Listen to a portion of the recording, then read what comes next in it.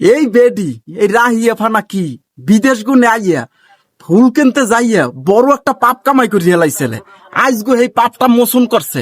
এই ফুলওয়ালা মাইয়ারে এখন অ্যান্ড্রয়েড মোবাইল কিনে দিছে, মোবাইল কিনে নি দিয়া এখন মনে করেন হোমানে ড্যান্স হিয়াইতে আছে, টিকটক হিয়াইতে আছে, দুনিয়াটা বলে অন্ধকার।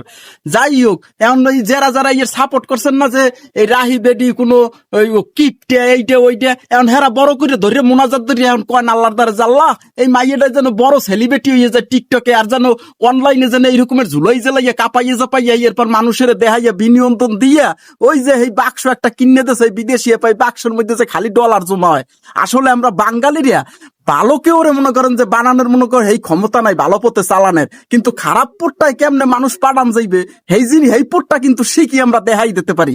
পারলে এটার একটা সাহায্য করতে, একটা ব্যবসা বাণিজ্য দিয়ে দিত, বা একটা এরকমের কোনো কিছু মান সম্মান যাতে টিকে থাকে ওই রকমের কিছু করে দিত।